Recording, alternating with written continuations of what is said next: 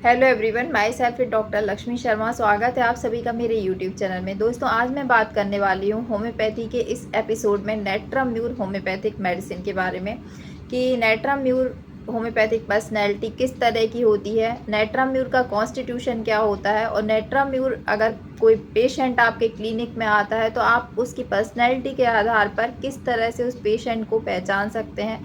साथ ही बात करेंगे इसके मेंटल सिम्टम्स के साथ साथ फिजिकल सिम्टम्स के बारे में और किन किन कंडीशंस में नेट्राम्यूर बहुत अच्छा काम करती है, किन किन पोटेंसी में आप इसको इस्तेमाल कर सकते हैं।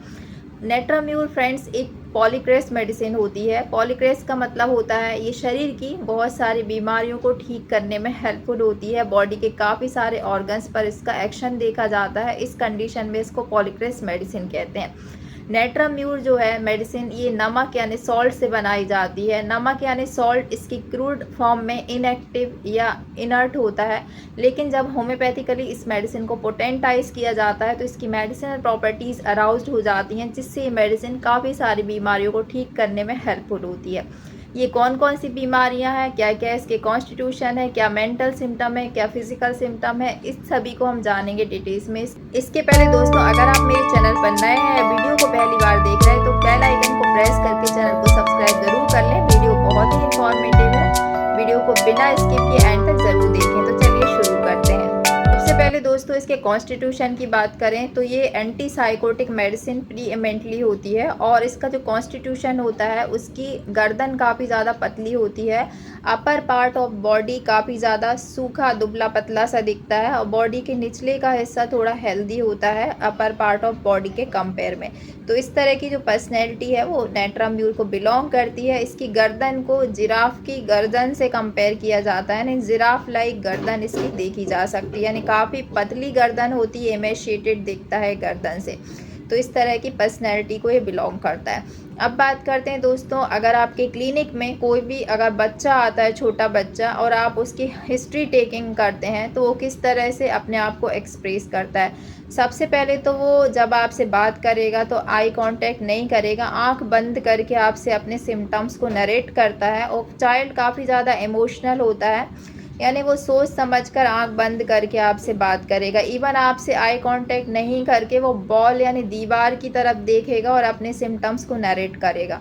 और दूसरी बात ये होती है कि जो इसका बच्चा होता है वो अटेंशन सीकर नहीं होता, उसको लगता है कि फिजिशियन का पूरा ध्यान मेरी तरफ नहीं जाना चाहिए। वो काफ़ी शाई होता है, बहुत ज़्यादा शर्मीला होता है और बहुत ज़्यादा इंट्रोवर्टेड होता है, यानी आप उससे बहुत ज़्यादा क्वेश्चनिंग करेंगे, बहुत ज़्यादा डीप में जाने की कोशिश करेंगे और इवन वो किसी इमोशनल टॉपिक पे उसको जब रोना भी रहता है तो अपनी बीपिंग को कंट्रोल कर लेता है, यानी अपने आंसुओं को गिरने नहीं देगा। अगर कोई उसकी इमोशनल हिस्ट्री रहेगी, काफ़ी ज़्यादा सप्रेसिव रहेगा, इंट्रोवर्टेड रहेगा और बीपिंग कंट्रोलिंग उसमें बहुत ज़्यादा होती है, यानी आप समझ भी नहीं पाएंगे कि उसकी लाइफ में कोई ग्रीफ है या कोई उसको प्रॉब्लम्स है। तो इस तरह जो है वो काफ़ी सिक्रेटिव चाइल्ड होता है नेट्राम्यूर। अब बात करते हैं इसकी हिस्ट्री की कि किस तरह से इसमें इस तरह की सीक्रेटिवनेस आती है। अगर जैसे किसी पेरेंट्स में कोई मतलब मदर फादर के बीच कोई झगड़े होते हैं तो बच्चा उस बीच में इंटरफियर नहीं करता, काफ़ी समय तक ये चलता रहता है और वो इस चीज़ से सफ़र कर रहा होता है, तो उसके अंदर बहुत ज़्यादा ब्रूडिंग्स होती रहती है। इवन इमोशनल ट्रॉमा भी काफ़ी ज़्यादा हो जाता है बच्चे के अंदर, अब वो एक्सप्रेस नहीं कर पाता, काफ़ी सिक्रेटिव हो जाता है, मन में उन चीज़ों को रखने लगता है। तो इस तरह की पर्सनैलिटी जो है धीरे धीरे ब्रूडिंग से डेवलप होती है और उसकी पास्ट हिस्ट्री जो है अगर इस तरह की होती है तो उसके कारण उसके जो दिमाग में है इस तरह के थॉट्स बैठ जाते हैं, जिससे वो एक्सप्रेसिव नहीं रह पाता है और इस तरह की ग्रीफ की पास्ट हिस्ट्री में जो है नेट्राम्यूर पर्सनैलिटी इस तरह से डेवलप होती है। अगर हम एडल्ट्स की बात करते हैं तो एडल्ट्स में भी इस तरह के सिम्टम देखे जा सकते हैं, जैसे कोई बैड न्यूज़ के कारण कोई ग्रीफ हो गया है किसी की लाइफ में, कोई ख़राब उसको कोई न्यूज़ मिल गई है और जो उसके पास्ट से रिलेटेड है, या फिर कह सकते हैं कि डिसअपॉइंटमेंट ऑफ लव यानी हार्ट ब्रेकिंग कोई हिस्ट्री है किसी की पास्ट लाइफ में, उसके कारण भी नैट्रम म्यूर पर्सनैलिटी उभर के आती है। या इसके अलावा अगर देखा जाए तो सास या बहू या ससुराल के झगड़े में कोई एक पर्सन बहुत ज़्यादा ब्रूडिंग्स में चला जाता है, बहुत ग्रीफ की हिस्ट्री होती है, तो उस तरह से भी नैट्रम म्यूर पर्सनैलिटी उसमें आपको मिल सकती है। इसके अलावा फैमिली में किसी की डेथ हो गई है, उस डेथ के कारण उसको कोई सदमा या ग्रीफ बहुत ज़्यादा पुराना है, तो इसके कारण भी एक आप नैट्रम म्यूर पर्सनैलिटी को पा सकते हैं। तो ऐसे कुछ केसेस रहते हैं जिनमें अगर ग्रीफ की हिस्ट्री हो, पर्सन जो है काफ़ी इंट्रोवर्टेड हो, तो उस तरह की पर्सनैलिटी में आप नैट्रम म्यूर देखने की कोशिश करेंगे तो इस तरह की पर्सनैलिटी आपको ज़रूर देखने को मिलेंगी। इसको समझाने के लिए मैं 2 एग्जाम्पल लेना चाहती हूँ। सबसे पहला केस है कि कोई डॉटर इन लॉ है और मदर इन लॉ है, इनके बीच आपस में बनती नहीं है। जो मदर इन लॉज हैं वो काफ़ी ज़्यादा अगर डोमिनेटिंग नेचर की है, तो जो डॉटर इन लॉ है उसके दिमाग पे काफ़ी ज़्यादा असर पड़ने लगेगा। धीरे धीरे वो ब्रूडिंग्स करती रहेगी उन बातों को, अगर एब्यूजिंग है तो उस चीज़ों पे वो सोचती रहेगी और लगातार उसकी लाइफ में एक ग्रीफ की हिस्ट्री डेवलप होने लगती है और धीरे धीरे वो बहुत ज़्यादा इंट्रोवर्ट हो जाती है, अपनी बातों को एक्सप्रेस नहीं कर पाती और इवन उसको कोई भी कंसोल करने की कोशिश करता है तो वो मतलब उस चीज़ को पसंद नहीं करती। कंसोलेशन से उसको एग्रावेशन होता है।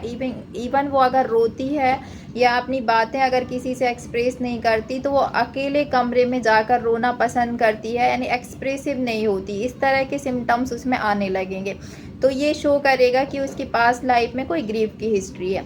दूसरा केस है कि अगर किसी की फैमिली में किसी की डेथ हो जाती है, बाई चांस किसी मदर की डेथ हो जाती है, जिसके बाद उसकी फैमिली में चाइल्ड के दिमाग पे बहुत ज़्यादा गहरा असर होता है और वो अपनी जो है उस चीज़ के ऊपर ब्रूड करता रहता है, बहुत ज़्यादा अकेलापन महसूस करता रहता है, बहुत ज़्यादा सीक्रेटिव हो जाता है, इंट्रोवर्टेड हो जाता है, कंसोल करने से उसको एग्रावेशन होता है। तो इस तरह की जो हिस्ट्रीज़ होती हैं, जो पास्ट हिस्ट्री में उनके कोई ऐसी दुर्घटना या ऐसी घटना घटी है जिसके कारण से उनकी अभी प्रेजेंट में ये सब कंडीशन हो रही है, तो वो बिलोंग करता है नैट्रम म्यूर पर्सनैलिटी को। इसका थर्ड एग्जाम्पल है डिसअपॉइंटमेंट ऑफ लव, यानी हार्ट ब्रेकिंग का कोई केस है। अगर किसी को कोई धोखा मिला है तो उसके कारण उसके दिमाग पे बहुत ज़्यादा गहरा सदमा पहुंचा है, तो इस तरह के हार्ट ब्रेकिंग केसेस में भी नैट्रम म्यूर बहुत अच्छा काम करती है। अगर ये सभी प्रॉब्लम्स जैसे जो मैंने 3 एग्जाम्पल आपको दिए, सबसे पहले mother in law daughter in law का एग्जाम्पल है, दूसरा एग्जाम्पल है कि उसकी सडन किसी की फैमिली में डेथ हो जाना जिसके बाद उसको ब्रूडिंग या ग्रीफ की हिस्ट्री होना, थर्ड एग्जाम्पल है कि उसको डिसअपॉइंटमेंट ऑफ लव की हिस्ट्री है या हार्ट ब्रेकिंग की हिस्ट्री है। अगर इस तरह की कोई भी पास्ट लाइफ के कारण उसकी प्रेजेंट लाइफ में पर्सन का जो एटीट्यूड या नेचर है वो इस तरह का हो जाता है कि वो सारी चीज़ों को ब्रूडिंग करता रहता है, उन पे सोचता रहता है और उनको एक्सप्रेस नहीं कर पाता। अगर उसको रोना है या किसी से मतलब एक्सप्रेस करना है तो वो उसको बहुत प्रॉब्लम्स होती है उन सब कंडीशंस में। तो ऐसी कंडीशन में अगर एक्यूट कंडीशन है, शुरुआती अगर लक्षण है, तो यहाँ पर इग्निशिया होम्योपैथिक मेडिसिन बहुत अच्छा काम करती है। ऐसे केस में अगर आप इग्निशिया को 1 mg पावर में एक सिंगल डोज देते हैं तो उसकी जो ग्रीफ की हिस्ट्री है, वो सडन जो ग्रीफ हुआ है उसकी लाइफ में, वो धीरे धीरे रिजॉल्व हो जाता है। अगर ऐसी हिस्ट्री उसकी पुरानी होती जाती है और वो उसके दिमाग में घर कर जाती है और बहुत दिनों तक उसको डिप्रेशन में अगर पर्सन चला जाता है, चाहे किसी की फैमिली डेथ के बाद कोई डिप्रेशन में जा रहा है या उसकी पास्ट लाइफ में कोई ऐसी घटना हुई है जिससे वो डिप्रेशन में जा रहा है, तो आप क्रोनिक अगर केस हो चुका है, यानी वो केस 1 साल 2 साल पुराना हो चुका है और वो उस पर ब्रूड करता रह रहा है, तो आप नैट्रम म्यूर होम्योपैथिक मेडिसिन का 200 पावर में वीक में 2 बार प्रयोग करें तो ये काफ़ी इफ़ेक्टिव होती है। इसके लिए आप इसको हफ्ते में 2 बार 1 महीने उस पर्सन को देंगे तो डिप्रेशन से बाहर आ जाएगा। इवन वो जो सीक्रेटिवनेस उसके माइंड में है वो भी धीरे धीरे ख़त्म होती जाएगी और वो इंट्रोवर्टेड से एक्सट्रोवर्टेड हो जाएगा। तो इस तरह आप इसके ग्रीफ को ख़त्म कर सकते हैं अगर ऐसे केस मिलते हैं नेट्राम्यूर देकर, इग्निशिया देकर एक्यूट कंडीशन में। अगर ये हिस्ट्री 10 साल पुरानी हो जाती है, कोई बोलता है कि ऐसी घटना मेरे साथ 10 साल पहले हुई थी, जिसके कारण उसका जो पेन है वो उसको अभी 10 साल तक फील हो रहा है, यानी घटना उस समय हुई थी लेकिन जो दर्द की जो इंटेंसिटी है वो अभी तक सेम एज इट इज़ है। तो आप ऐसे केस में सीपिया होम्योपैथिक मेडिसिन का प्रयोग कर सकते हैं। यानी सबसे पहले अगर हम इग्निशिया को माने तो इग्निशिया बेटी है, नेट्राम्यूर यहाँ पर माँ है और सीपिया नानी है। यानी इस तरह से आप इसका जो है वो याद रख सकते हैं कि किस कंडीशन में आपको किस मेडिसिन को प्रयोग करना है। सीपिया को भी आप 1 mg पावर में सिंगल डोज ऐसी कंडीशन में देंगे तो आपको काफ़ी अच्छे रिजल्ट मिलेंगे। उस पर्सन का डिप्रेशन भी ख़त्म हो जाएगा और वो काफ़ी एक्सप्रेसिव फील करेगा और डिप्रेशन फील फ्री करेगा।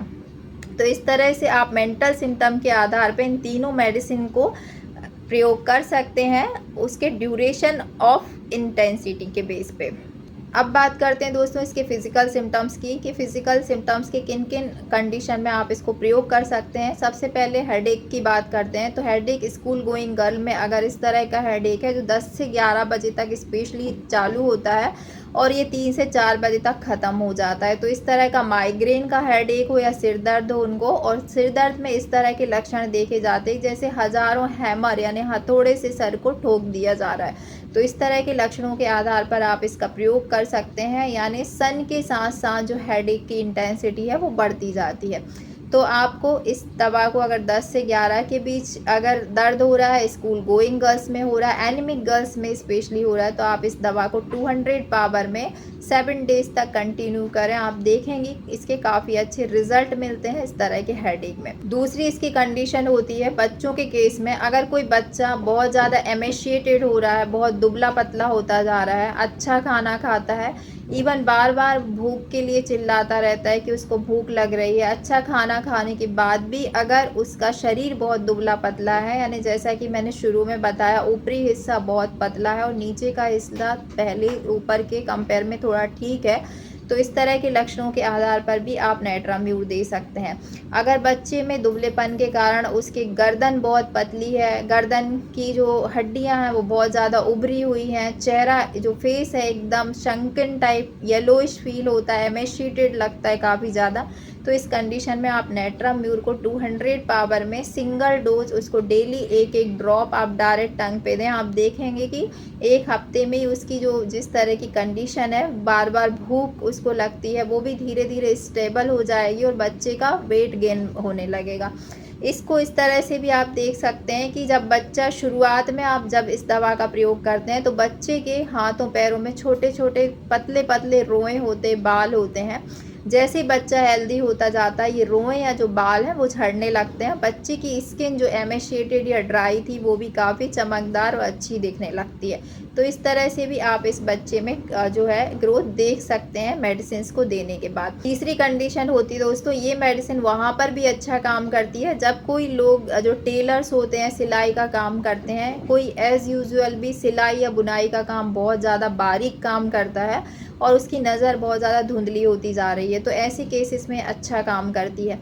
स्पेशली ये उन केस पे भी बहुत अच्छा काम करती है जो केस ग्रैनुलर कंजंक्टिवाइटिस, यानी आँखों का जो वाइट हिस्सा रहता है उसमें सफ़ेदी जो रहती है आँखों की, उसमें अगर सूजन आ रही हो ग्रैनुलर कंजंक्टिवाइटिस में और आप एलोपैथिक मेडिसिन या ड्रॉप का नाइट्रेट्स ऑफ सिल्वर का लंबे समय से एलोपैथी में प्रयोग किया जाता है ऐसे पेशेंट के लिए, तो उसके कारण आपकी नज़र बहुत ज़्यादा धुंधली होती जा रही है और आँखों के पर्दे पे अगर आपको सूजन है तब भी आप नेट्राम्यूर का प्रयोग कर सकते हैं। ये एलोपैथी के इस तरह के बिगड़े हुए केस में काफ़ी यूज़फुल होती है। ये आंखों की रोशनी को भी तेज करती है। तो आप इसमें नेट्राम्यूर को 7 डेज़ के लिए 200 पावर में 2-2 बूंद डायरेक्ट टंग पर इस्तेमाल कर सकते हैं एडल्ट के केस में। तो बच्चों के केस में अगर ग्रैनुलर कंजक्टिवाइटिस की हिस्ट्री है तो आप 200 पावर में इसकी 1 ड्रॉप पर डे 7 डेज तक प्रयोग करें, आप देखेंगे काफ़ी अच्छे रिजल्ट मिलेंगे। चौथा इसका लक्षण है दोस्तों, अगर आपको अल्टरनेट डायरिया एंड कॉन्स्टिपेशन की शिकायत बनी रहती है, कभी डायरिया होता है तो कभी कॉन्स्टिपेशन रहता है, और कॉन्स्टिपेशन रहता है स्पेशली उसमें जो स्टूल होता है वो क्रम्बल्स में यानी टुकड़े टुकड़े में होकर निकलता है, इस तरह की जो कब्जियत की शिकायत होती है उसमें आप नेट्रम का प्रयोग कर सकते हैं।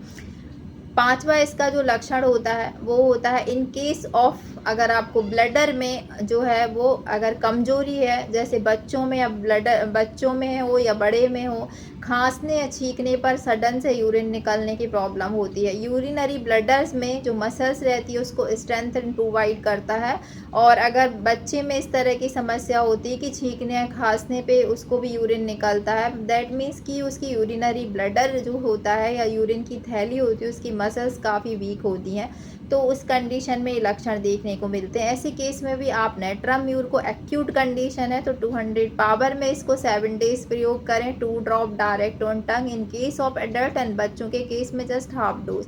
और अगर आपको रिजल्ट नहीं मिलते हैं तो आप इसको 15 से 20 दिन लगातार प्रयोग करें, आपको काफ़ी अच्छे रिजल्ट मिलेंगे।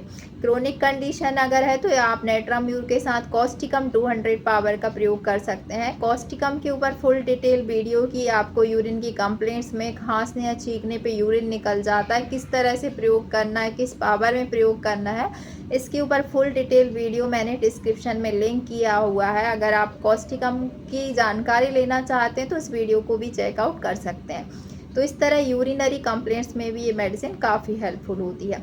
इसके अलावा नेट्रम म्यूर की एक पर्सनैलिटी होती है कि आपके क्लिनिक में अगर कोई केस आता है तो आप उसकी जब टंग को देखते हैं, जीभ को देखते हैं, तो इसकी ज़बान के ऊपर मैप्ड यानी नक्शे लाइक जो है वो कोटिंग बनी रहती है। तो इस तरह के लक्षणों के आधार पे भी आप इसको पहचान सकते हैं। इसका छठवां जो सिम्टम होता है वो होता है फीवर के केस में, कि अगर इसको बुखार आ रहा है तो अगर ऐसा बुखार जो एलोपैथिक मेडिसिन से बिगड़ गया हो, यानी पुराने बिगड़े हुए बुखार में भी ये दवा बहुत अच्छा काम करती है, वहाँ पर अगर बुखार के कारण आपको माउथ के चारों तरफ जो है ब्लिस्टर्स या फुंसियाँ जैसी निकल आती हैं, काफ़ी लोगों को पर्ल यानी मोती टाइप के वाइट वाइट फुंसियाँ आपके होठों के किनारे पर हो जाती हैं, या माउथ के अंदर अल्सर्स हो जाते हैं यानी फीवर की गर्मी के कारण, तो इस तरह की कंडीशन में भी आप नेट्रम म्यूर का 200 पावर में 5 डेज़ के लिए सुबह शाम दिन में 2 बार 200 पावर में प्रयोग करें। एडल्ट डोज में काफ़ी अच्छे रिजल्ट मिलेंगे, बच्चों में जस्ट इसका हाफ डोज आपको प्रयोग करना है। और बिगड़े हुए फीवर के केस में भी आप इसको 5 डेज़ 200 पावर में इस्तेमाल करें तो आपको काफ़ी अच्छे रिजल्ट मिलेंगे। फीमेल कंप्लेंट्स की बात करें तो दोस्तों ये फीमेल कंप्लेंट्स में भी बहुत अच्छा काम करती है। जब महिलाओं में अगर मेंसेस जो हैं वो अगर स्टार्ट होते हैं और काफ़ी लंबे समय तक चलते रहते हैं और काफ़ी लंबे समय में बंद होते हैं, तो इसका पिक्यूलर लक्षण होता है, इसके आधार पर आप इसका प्रयोग कर सकते हैं। इसके अलावा जैसे कि सीपिया होम्योपैथिक मेडिसिन रहती है, उसको फियर रहता है या उसके दिमाग में एक चीज़ सेट होती है, उसको ऐसा लगता है कि उसको प्रोलैप्स हो जाएगा या यूट्राइन प्रोलैप्स का डर लगा रहता है। उसी तरह से नेट्रम म्यूर में भी सेम लक्षण होता है, इसलिए वो अपनी जब भी बैठती है अपने लेग को क्रॉस करके बैठना पसंद करती है, क्योंकि उसको प्रोलैप्स ऑफ यूट्रस से बहुत ज़्यादा फियर फील होता है। तो इस तरह के लक्षणों के आधार पर भी आप नेट्रम म्यूर का प्रयोग कर सकते हैं।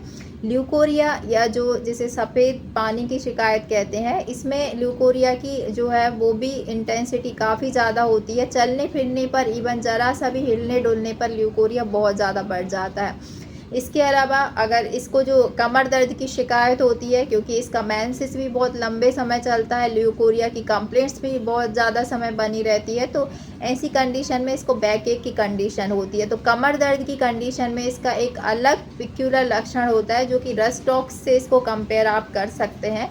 जैसे कि इसको लेटने पे यानी हार्ड सरफेस पे लेटने पे इसको आराम मिलता है। तो इस आधार पे भी आप नेट्रम म्यूर होम्योपैथिक मेडिसिन का सिलेक्शन कर सकते हैं इन केस ऑफ बैक एक। तो ये फीमेल कंप्लेंट्स है जिसमें मैंने मेंसेस, लिकोरिया एंड बैकपैक को कवर किया हुआ है। दोस्तों जो नेट्रम म्यूर की एक पर्सनैलिटी का एक सिम्टम है, जिसमें नेट्रम म्यूर जो पेशेंट होता है उसको सॉल्टी थिंग्स बहुत ज़्यादा पसंद होती हैं, यानी नमकीन जो चीज़ें होती हैं उनको खाना पसंद करता है, और नमक का सेवन भी ये पर्सन बहुत ज़्यादा करता है। इसके साथ साथ इसको स्किन कंप्लेंट्स होती है। स्किन कंप्लेंट्स में स्पेशली एक्जिमा, आपको अगर देख रहे हैं कि अगर आपको सिर का यानी बालों का एक्जिमा हो रहा है और वहाँ पर बहुत ज़्यादा क्रस्ट निकल रही है, तो इस तरह के लक्षणों के आधार पर भी क्रस्ट के केस में आप इस दवा का नेट्रम म्यूर का आँख बंद करके प्रयोग करें। आप हेड के एक्जिमा में बहुत अच्छा रोल प्ले करती है। आप ऐसी कंडीशन में अगर आपको बालों का एक्जिमा हो रहा हो तो आप इसको 200 पावर में 2-2 बूंद सुबह शाम इस्तेमाल करें। 15 से 20 दिन आप देखेंगे इस काफ़ी अच्छे रिजल्ट मिलेंगे। इसके अलावा अगर एक्जिमा के अलावा और भी स्किन कंप्लेंट्स में ये काफ़ी यूज़फुल होती है कि वॉट्स के केस में अच्छा काम करती है। अगर हथेली पे वॉट्स यानी मस्से हैं जिनमें काफ़ी ज़्यादा सेंसिटिविटी होती, दर्द बना रहता है, तो हथेली के स्पेशली जो वॉट्स होते हैं उनके लिए नेट्रम म्यूर एक पिक्यूलर मेडिसिन का काम करती है। ये मेडिसिन यहाँ पे बहुत अच्छा एक्शन करती है। आप इसको 200 पावर में दिन में एक बार 2-2 बूंद डायरेक्ट टंग पे दें। हथेली में इस तरह के मस्से हैं जिनमें दर्द बना रहता है तो आप इस दवा का प्रयोग कर सकते हैं। इसके अलावा चर्म रोगों में इसमें गर्दन के जो हेयर्स होते हैं छोटे छोटे, उनके सराउंडिंग में अगर फुंसियाँ हो रही हैं तो भी आप इस दवा का 200 पावर में 7 डेज इस्तेमाल करें, आपको काफ़ी अच्छे रिजल्ट मिलेंगे। इसके अलावा दोस्तों ये जो मेडिसिन होती है उसका एक और पिक्यूलर लक्षण होता है कि इसकी जो टंग होती है उसको ऐसा लगा रहता है कि कोई एक बाल उसकी जीभ या टंग से चिपका हुआ है। वो उसको निकालने की कोशिश करता है लेकिन वो निकलता नहीं है। इस तरह का इल्यूज़न भी इस मेडिसिन में पाया जाता है। तो इसका एक ये लक्षण भी आप याद रखें इसकी पर्सनैलिटी के आधार पर।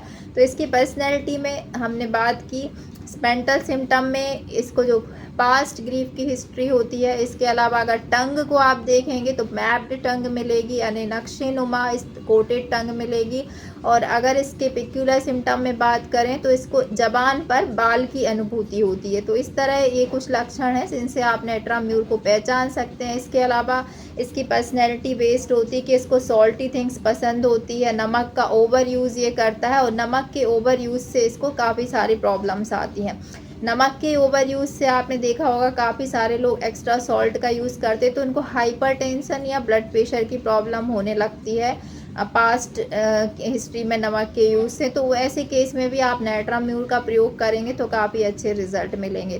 तो दोस्तों ये सभी कंप्लेंट्स हैं जिनमें मैंने मेंटल सिम्टम और फिजिकल सिम्टम्स को कवर किया हुआ है। अगर ऐसी कोई पर्सनैलिटी है जिसमें सारे सिम्टम्स आपके मैच भी कर सकते हैं, हो सकता है कि कुछ सिम्टम आपके मैच करें, कुछ पर्सनैलिटी से मैच कर सकते हैं, कुछ फिजिकल सिम्टम से मैच कर सकते हैं, तो इनके आधार पर इस दवा का आप प्रयोग कर सकते हैं। मुझे उम्मीद है दोस्तों आज का ये वीडियो आपको ज़रूर पसंद आया होगा। वीडियो पसंद आए तो वीडियो को लाइक शेयर करना ना भूलें। चैनल पर नए हैं तो चैनल को सब्सक्राइब ज़रूर कर लें। इसी तरह के और अपडेट्स के लिए मिलते हैं नेक्स्ट वीडियो में। तब तक के लिए bye bye. Thanks for watching.